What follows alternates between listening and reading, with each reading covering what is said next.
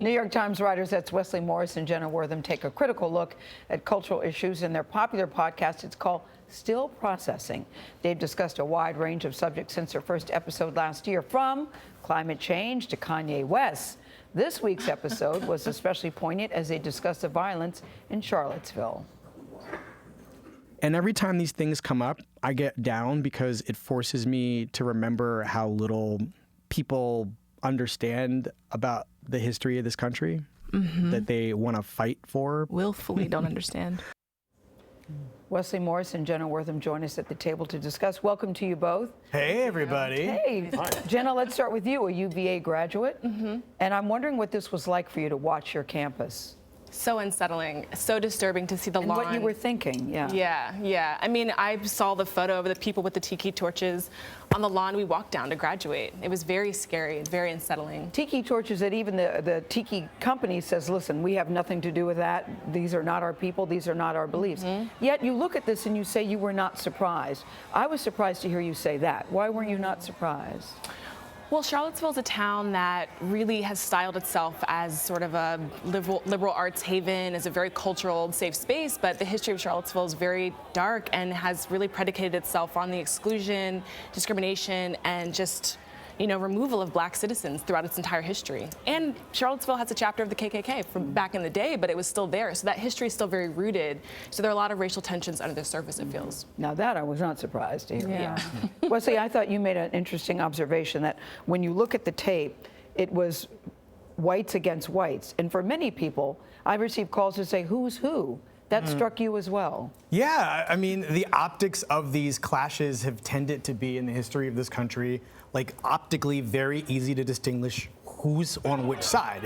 It's law enforcement turned against black people and black people confronting law enforcement. When you think about many of the civil rights clashes, Yeah. like the sit-ins. And I mean, this is a civil rights clash, but it primarily and like refreshingly, we would say, involves white people.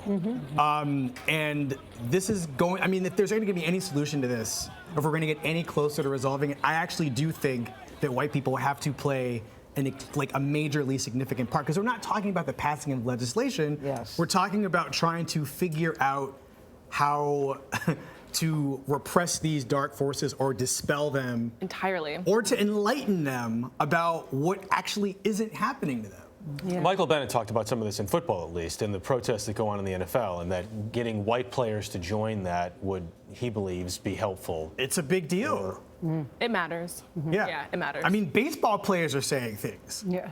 I mean, a few. But I mean, for anybody in baseball to take a stand on this, it seems like a big deal. Kevin Durant saying he's not going to go to the White House, for example, and other. I mean, sports. We talk about sports players because I think kids can relate to them. So many others can in this context. Norman Lear says he's not going to the White House for the Kennedy Center, That's and right. neither is Carmen Lavalov. She's not going to the White House either. Would it have made a difference to you if President Trump had strongly condemned the protesters? I think in his mind, he thinks he has done that, Wesley.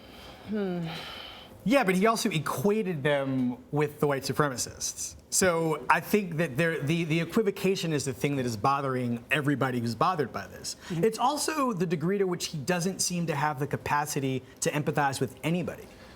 And it's the degree, and others have pointed this out, to the extent to which he's willing to double down on the culture wars, the more he feels threatened. Do you sense that, and what does that portend then for the...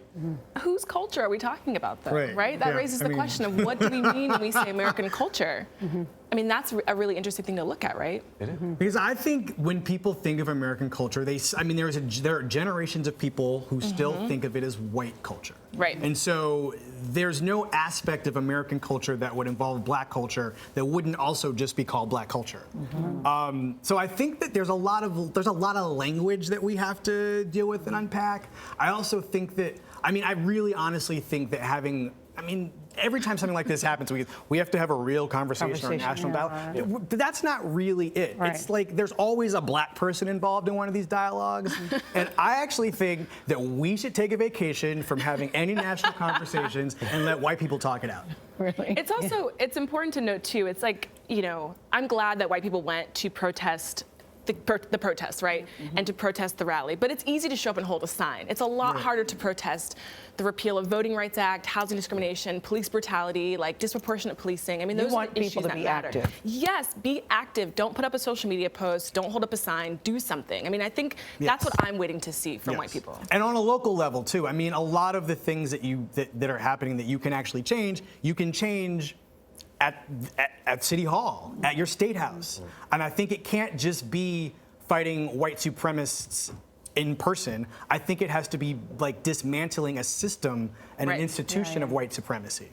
And that runs throughout the government. Wesley Morris, Jenna Wortham. That's it? We're done? We actually went over time because you guys were so compelling. Sorry, you guys. A race conversation with But no you can black come people. I back gotta think about anytime. that one. I gotta think about that. Really good to see you guys. Nice to be here. Thanks. Congratulations. Thank you. Still processing. Awesome. Still Processing is on the New York Times website or wherever you get your podcasts.